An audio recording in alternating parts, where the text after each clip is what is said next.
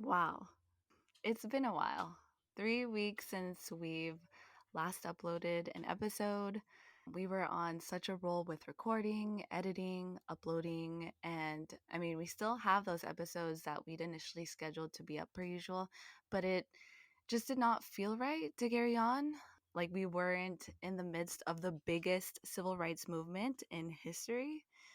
It honestly just felt a little insensitive and plain irrelevant to continue with our regularly scheduled programming, I guess you could say. Yeah, we really just didn't feel like the content we had was as important as what was already going on. So we wanted to take the time off to be able to educate ourselves because we know and we believe that it's not right what is happening or what's been happening for a while now. And so, yeah, we just needed that time off. So thank you for sticking with us in this wait. We actually had trouble just now Yeah. trying to set up this recording. So I think it's definitely good to be back on Yeah, this we're a little recording rusty group. for sure. But we figured out the issues together, so that was nice. And we actually hadn't even caught up in a while. I think we both just took, I think like a lot of people right now needed mental breaks and just like what Patty mentioned, time to really educate ourselves. And we still are. We're both still learning. We're not experts. Yeah, totally. Actually, we tried to record an episode and Yes. we said it in our on our Instagram that we did try it a couple weeks ago. And I think that was a very raw episode and our thoughts were kind of all over the place Mumble and we jumble. Seriously. right. And we realized that we can't just jump on this podcast and start talking, about what we learned without even talking to each other too. Yeah.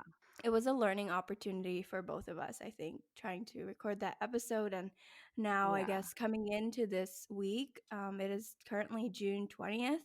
Well, when we're recording this. So I feel more educated and more confident in what's happening. But again, as we've said it twice now, we're still learning, but we Yeah. wanted to share this with you to, if you are learning, to let you know that, it's okay that you're not there. I feel like we're never really going to get there. We do have experts that are out there who are also speaking on the matter as well, that you could be listening to.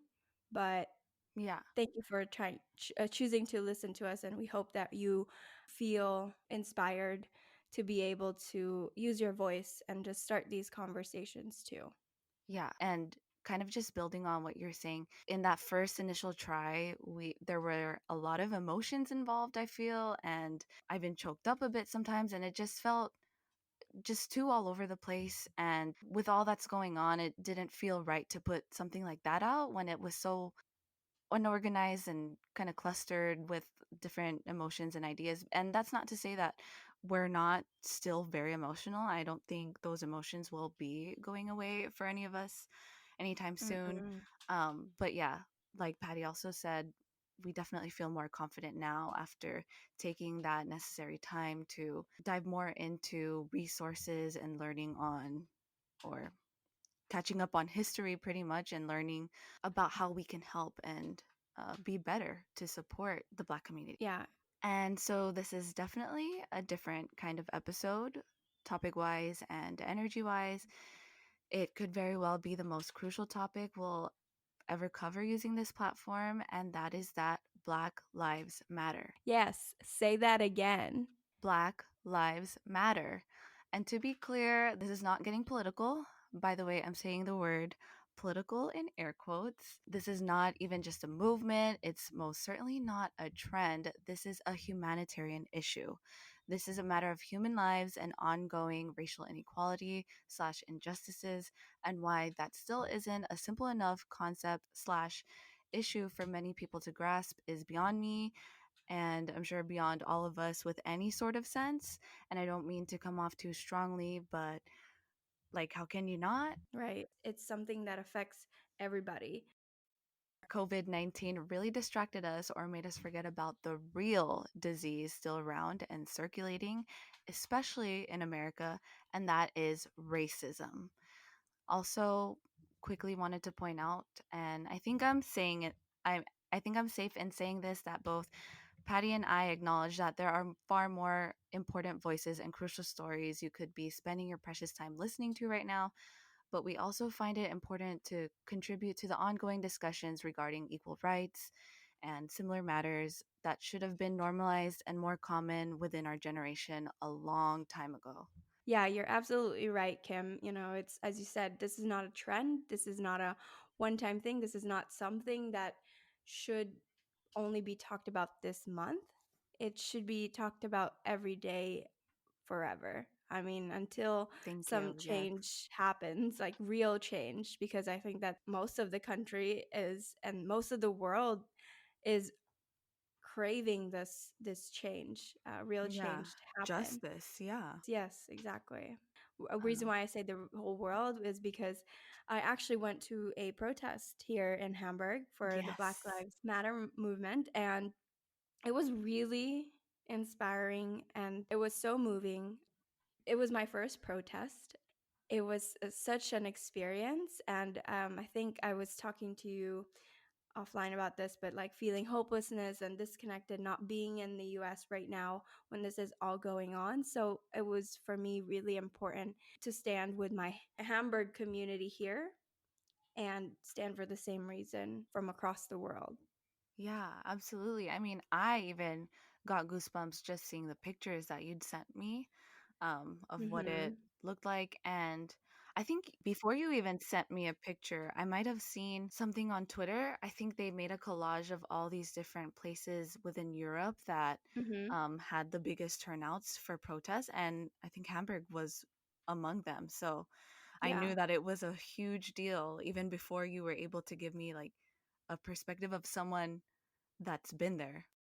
it was really, really amazing how many people showed up there. And in typical Hamburg fashion, actually, it started raining just when the protest started happening, but people still stayed to Oh, till the end, and it was like really, yeah, it was amazing. really moving. So I actually attended a protest as well here in both Patty and my hometown. I don't know, it was just beautiful to see a community I'm so familiar with and a community I'm from come together like that. And it was so peaceful. And surprisingly, police were sort of escorting us. So they were like blocking different intersections so that cars wouldn't go where we were marching or walking, which Hmm. was really interesting to see. So, yeah, it was very peaceful. We walked to City Hall, and everyone that attended the protest at least knelt down for 8 minutes and 46 seconds, which is how long George Floyd was on the ground, under a police officer's knee, like he shouldn't have been. So we did that as obviously a tribute to George Floyd. It was also Breonna Taylor's birthday, and we sang Hmm. happy birthday as a crowd. It was beautiful.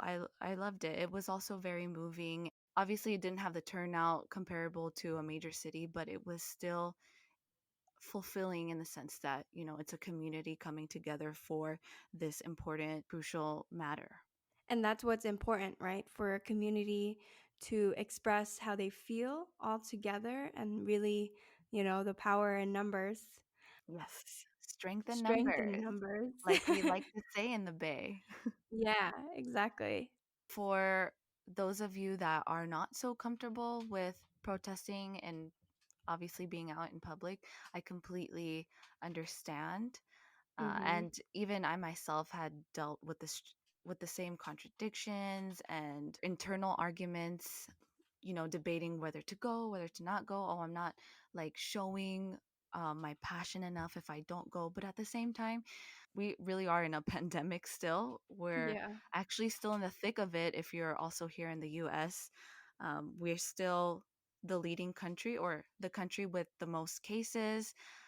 There's definitely been a spike. You can do a quick Google search to confirm that. There's multiple, articles and sites to realize that. And it's not getting enough coverage, but there's so much to cover. So it's like, I don't know. It's all a freaking mess. Yeah, so considering that we are still in the thick of a pandemic, I understand if you do not feel so comfortable protesting. And there is actually something called virtual protesting that I first saw. I'm going to mention someone on Instagram at their mention is at sa.liine. So maybe Saline. I first saw this post from Saline. It explains virtual protesting, which means pretty much using certain hashtags when posting to target the audience you slash we're demanding change from, aka racist whiteys and the other folks without empathy, ethics, a brain, culture, seasoning on food. Sorry, I could go on, but Oh my gosh. Seasoning on food. dude, like white If that ain't people, true, like, ugh, right? Y'all just bored with your lives, so something's always yeah. wrong. But sorry if you're a cool white person listening to this, but yeah, obviously this is not for you. Anyway, these hashtags include things like hashtag blue line, hashtag police family, hashtag second amendment, hashtag woman woman for Trump, which is, oh my god, such a Oh, that is crazy, it's so like an oxymoron, or is that not the right word? mm, Do you know what I'm I saying? think Like it's it's so oxymoron, yeah. yeah, it's so contradicting. Women for Trump, like what the fuck? How the fuck? Most importantly, why the fuck? Mhm. I actually just recently watched this docu series recently released on Netflix about Jeffrey Epstein. I don't know if you saw that. I I haven't seen it, but I did hear podcasts about him too, especially way back when Oh, he first died in prison, right? yeah, the Yeah. So controversial death. yeah, like with Trump, I don't know if you've heard about this anonymous person who's like leaking files that are like secured. I haven't looked into much. I just heard like one of the Yeah. podcasts I listened to mention him, and I did see a post of like about Trump and like how he like sexually abused, Yeah, assaulted like assaulted. so many young women too. And so yeah, back to what you were saying, it's really ridiculous that women Are support for him. Trump. Yeah. Yeah. He was close friends with this sicko, and he is a sicko himself. So that's just odd. But anyway, use those hashtags if you know if you're feeling ballsy. Continue with your regular posts on your feeds and stories for Black Lives Matter and use those hashtags. And that's another way you can protest in this audience's faces. Does that make sense? Or like to these people? Ah, so you mean like use those hashtag women for Trump and then posting like content about Black Lives Matter? Yes. Yeah. Ah, You're okay, yeah, because you're like, nope, I'm gonna flood your feed this hashtag with something else. Oh, I yes. get it. Yeah. Yeah, so that's kind of like maybe I guess an alternative way of protesting if obviously you don't want to be physically in it or Hmm. physically protesting. And if you don't want to share that you're like if you're scared that it might look like you're for those hashtags, you can always just like if you're posting a story, you know, that tap feature where you could make the words the color of like the background or something. Do that so people won't even see that you're hashtagging it, Yeah. but you really are. Yeah, that's a good way. Wow, look at this. 21st century. Right. We're in the day and age of information, so let's use it to our best abilities. Of course, there's a lot of things that stood out to me on social media, but while we're on this topic, I'm sure most of you have seen like the difference between when many white folks were protesting because you had to stay in place. Their Yes. signs are literally like, Oh we need a haircut, my, or right. I don't know, something like this that is so everyday. And then you see on the Black Lives Matter movement protests, a young boy holding it up, basically saying, let me live. Exactly, like my life matters. These other people are saying like my hair matters. Like what? It's like, what? Oh. It's I'm I laughing because know. it's just It's so ridiculous. baffling. Yeah.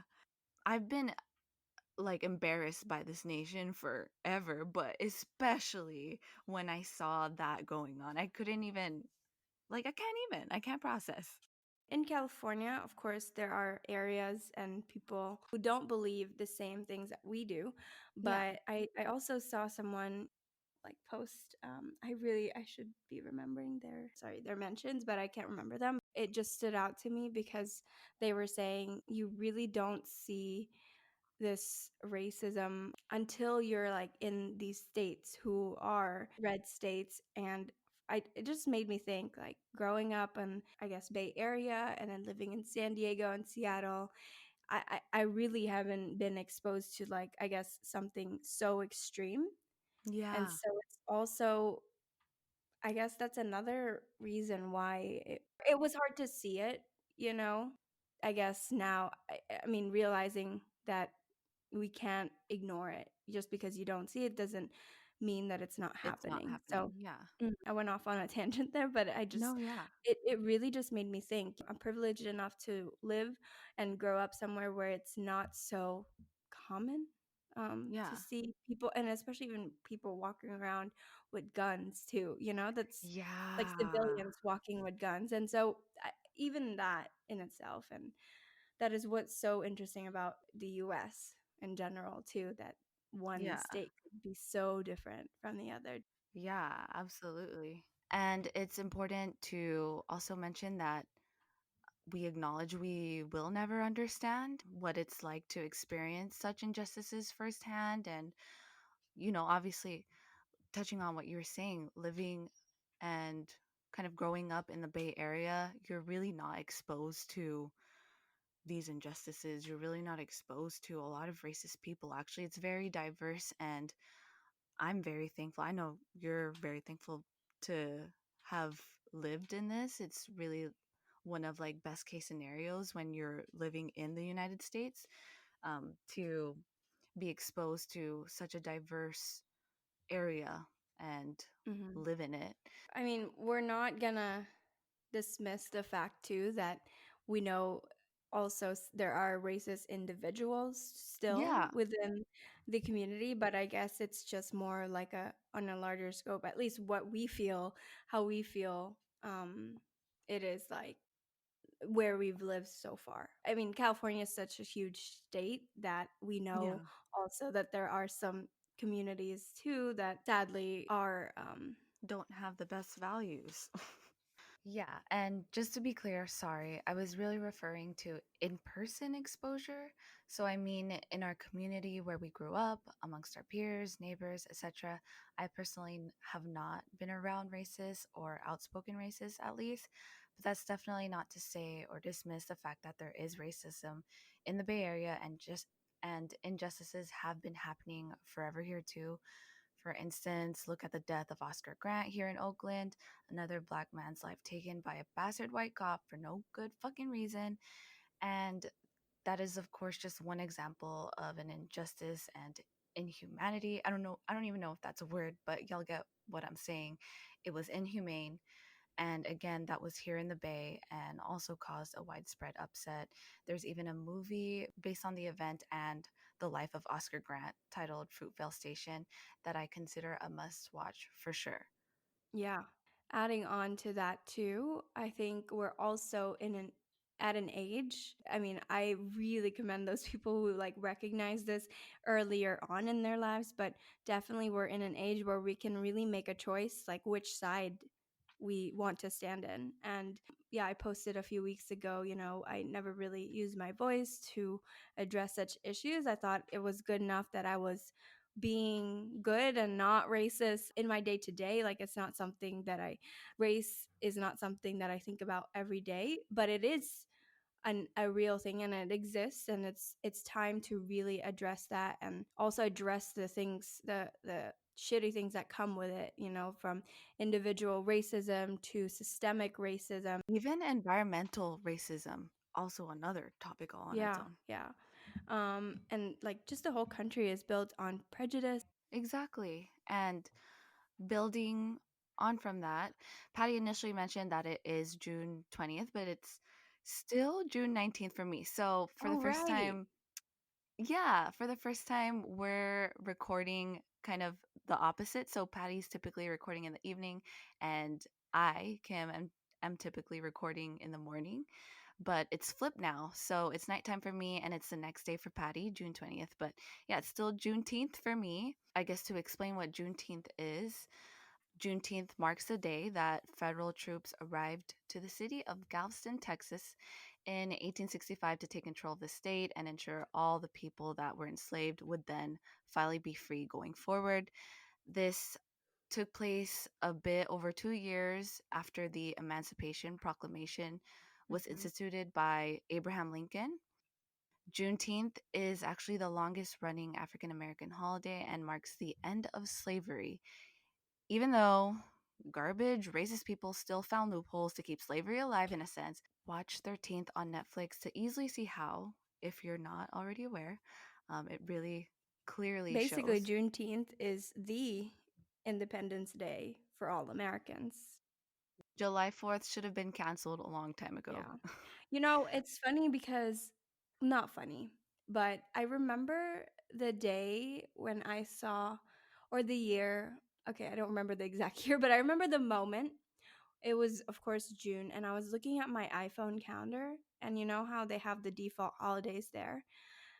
I Yes. I remember thinking, what is Juneteenth? And I wasn't the only Same. one to, and it's so fucked up that we don't know this. We're not taught this. Did I not Right. pay attention to history class? Because um, No, why isn't I this? actually loved history and I don't remember learning Yeah, about that. I actually like first learned about it from my nephew. So maybe it's now being taught because he's a lot younger than me. He was born in 2000, but he told me a few years back about it. And I don't know how he learned. He didn't even say he learned it in school, but he was like, June 19. And then he mentioned it to me. I was like, what the fuck? yeah, How do right. I not know about this? Seriously. And it's like to look at a day that is so significant and be like, what is this? I even feel like, what the fuck? Why did I not know this? And I Yeah. remember also naively thinking like, oh, it's probably some made up holiday, but it's not. Like, Yeah, you're definitely not alone. I felt the same exact way. I feel that what's going on right now is really emphasizing that it's a better holiday than July 4th, and July 4th needs to be done with because what you were saying, Patty, mhm, Juneteenth is actually the day that symbolizes freedom for all yeah. Americans. So yeah, and I chose to celebrate. And I think going forward, I'll always make it a point to just celebrate that as a holiday in Mhm. general anyway. I chose to celebrate this Juneteenth by listening to my favorite Black and pretty well known artists and them only all day. Like, of course, there's Beyonce, Pac, Most Def, her, Stevie Wonder, Jimi Hendrix, Kid Cudi. The list goes on and on. And I honestly think that majority of the greatest music comes from Black artists. By the way, there's a Black Lives Matter themed playlist on Spotify that's insanely Yeah. good. And so many artists have come out with new music with why did I say that like that? With new music dedicated to this time, what we're going through right now. So I Yeah, definitely J. recommend Cole, I think, came checking out that with out. one, right? Did he? Man, there's so I many. think so. I think I saw someone. I haven't listened to it, but I saw someone's post to be like, I know like just today, Wale was it Wale? hmm, Yeah, Wale released a few songs actually, and then Anderson Paak released one that I really like, and her hmm. released one titled "I Can't Breathe," and those are all a part of that playlist. So definitely, again, check it out, and it's filled with such good music. So it's nice to just put on and leave on, like throughout your day, whatever you're doing. I also discovered this podcast called Code Switch NPR. Ooh. Have you heard of it? I feel like I have actually. I feel like I've heard of it from listening to NPR, but they just mentioned it and then I didn't follow through with listening to it. But yeah, tell me about it. Basically, this podcast it focuses on race and culture. And the most recent episode that I listened to was Why Now White People. So they Mm. really just talk about race and culture, of course, but they talk about, like, why are white people speaking up now, and what took them so long.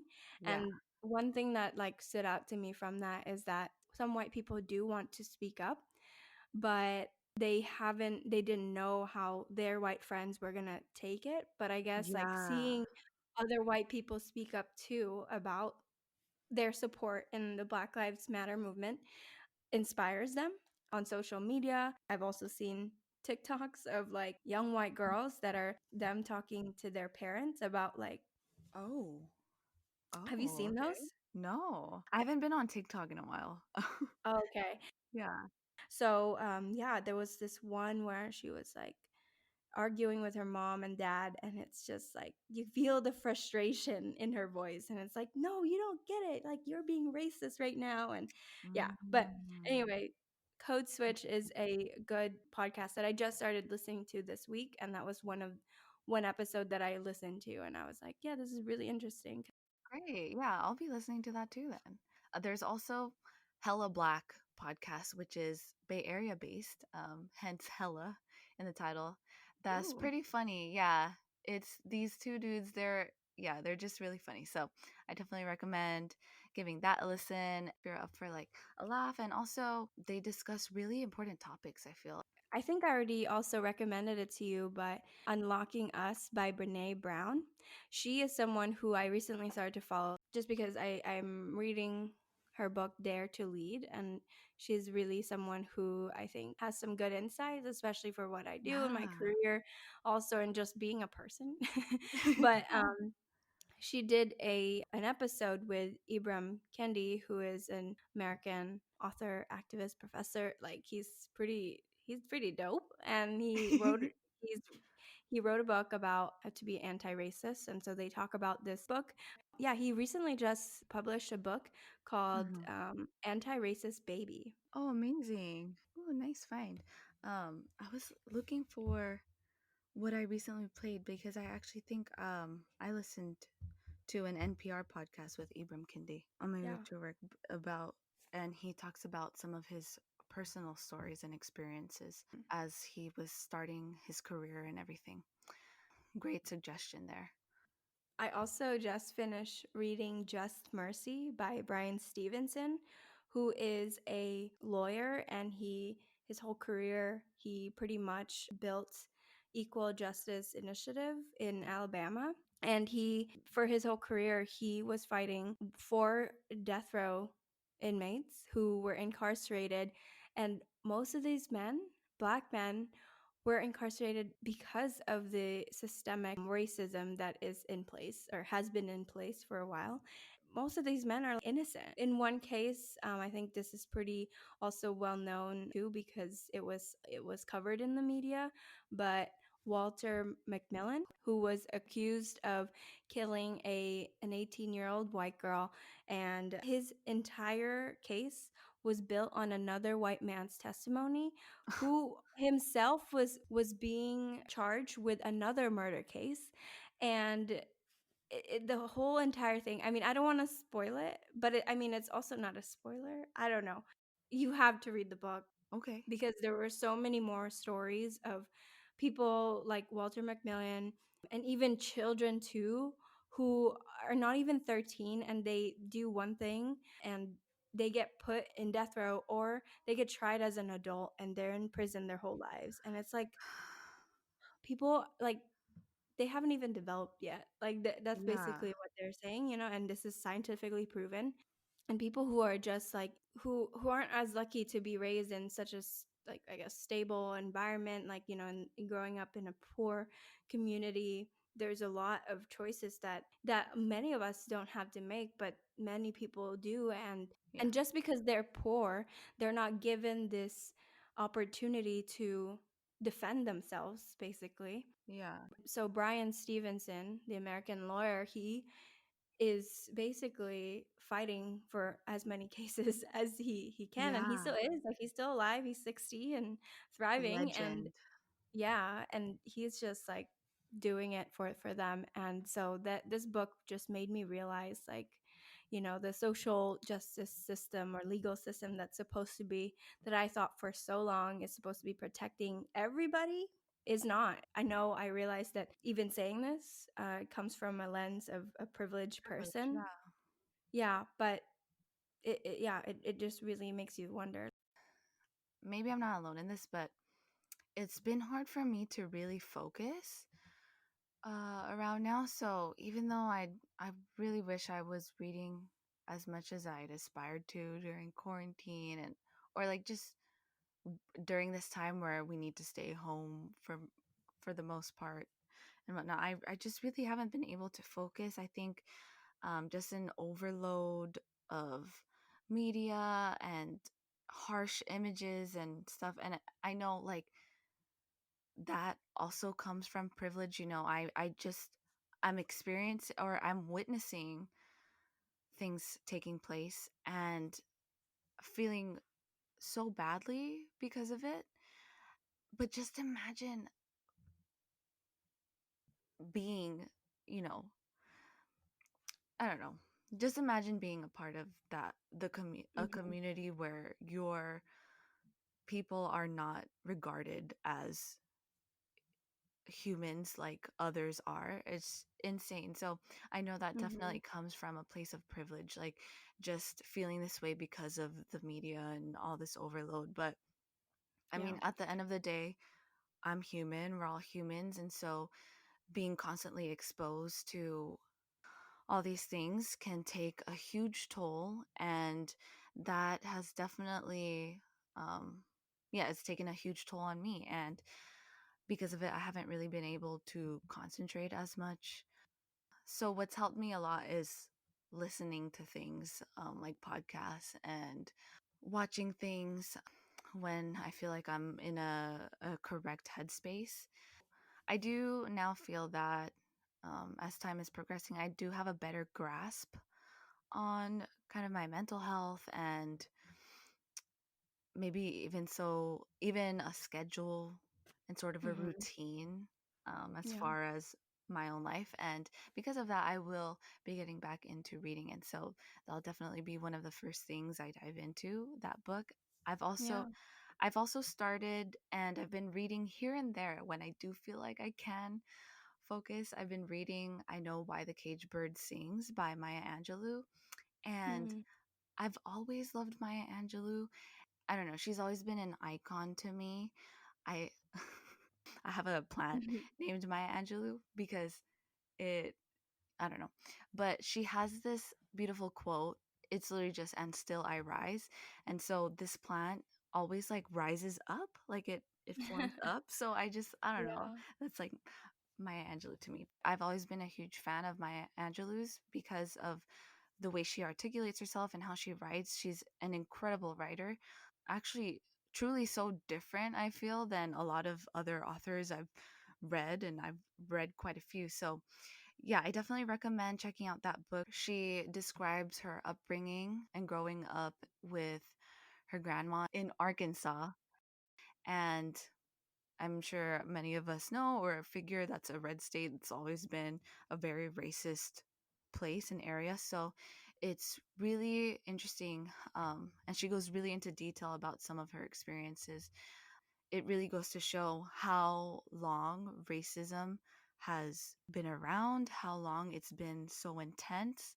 Going off of what you were saying, it is really important to educate yourself so that you can continue to speak up and speak out about these injustices and not continue to let history repeat itself and fail the Black community. So, you had mentioned this to me when we were just catching up, and this is off air, but you were just mentioning to me how it was a really good. I didn't even put two and two together, Patty, but it was Hmm. so great that you had said a lot of the reason or a big reason history might be repeating itself is because people outside of the Black community don't talk about these injustices as much as obviously those that are Black. And so, like all those of us that are not Black, you were basically saying that these conversations end, like, or they fade out, and Hmm. we don't continue the fight for equality. We don't continue the fight for our Black community to be regarded just like all of us and Hmm. gain the respective rights and treatment and care that we all as humans deserve. yeah, it's again, it's just Yeah. important to continue to educate yourself and make yourself aware always, every day, from this day forward, from a, a month ago forward, from, Yeah. I think it's a good point to actively practice anti-racism so that we can stop this repeating of history. Definitely. And so, with that thought in mind, I ask myself how I can make this part of my everyday. And what I do every day is bring in talent to an up and coming company who also does, values different perspectives from type of education, where they're from as well. So this is something that I can continue to make sure that I'm bringing in a diverse amount of people, especially people of color, into the recruiting or like talent pool that we have. Nice. Yeah. Yeah. So, in terms of like work, that's how I can do it every day. And then also personally, I mean, just having conversations about, Yeah. what's happening. And it's not about being political, but it's really just because I care about people's lives and other people's lives as well Yeah. to make sure that it doesn't fade away. Yeah, absolutely. And I was going to say the same going forward for me. I'll ensure to make this topic a normal conversation topic in my life and amongst my family and coworkers, and really speak up if there's something I hear that's unjust, and maybe not necessarily like argue with people, but just educate them and get them to understand. I get what you mean, like, or just challenging if they say something that was maybe a microaggression and just being, like, Yeah. "Oh, why do you think that way?" Really just, like, making themselves aware too that what they say, is insensitive to some people. Yeah, absolutely. I will continue to read up and educate myself. I'm sure that goes for many of us. I've seen this reminder a few times, and I'm sure maybe listeners have already seen this or some, but it is not Black people's responsibilities to educate you. It is your responsibility to really look into it yourself and read up on the history that really matters. So, putting that reminder out there. Also, it's still June. It is Pride Month, and Pride would not be what Pride is without Marsha P. Johnson, who was a legendary Black trans woman, self identified drag queen, gay liberation activist, just ultimate legend. She was a very outspoken advocate for gay rights and was sort of a captain in the uprising of Stonewall.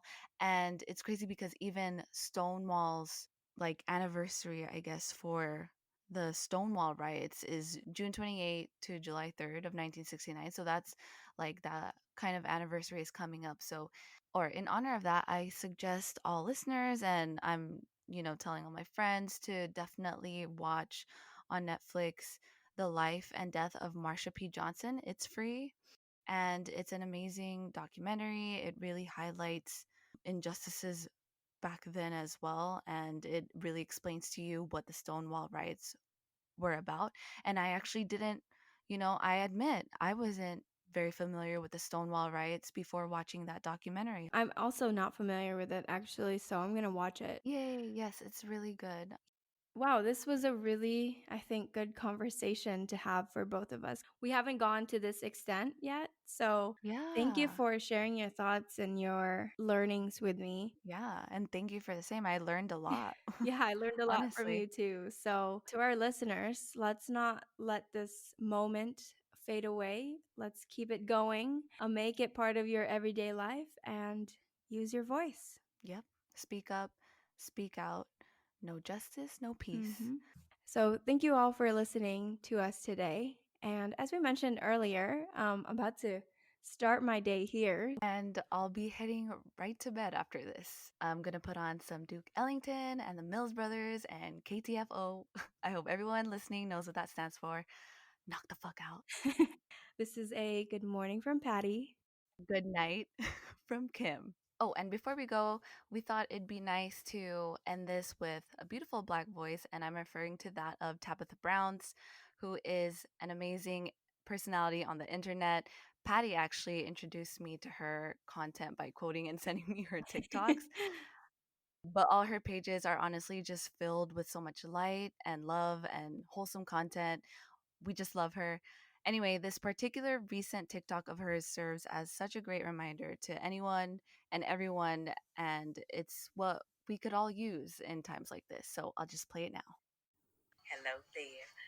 I know we're still going through a tough time. It's been some rough couple days, yes. And because of that, I want to encourage you to remember one thing. A lot of us are using energy we've never used before. We're having to search in the depths of our soul to get through our day. Do not forget to recharge. Sometimes you have to disconnect. Sometimes you're going to have to step away so that you can come back strong to fulfill the thing you're trying to do. But it is important, okay? Are you hearing me? It is important to recharge. Check in on yourself, your mind, your body, and your soul. Honey, because if you ain't the best version of you, you ain't no good to nobody else. Okay? I know you mean well. I know you want to make a difference. But we need you to be able to do it. So recharge. I love you.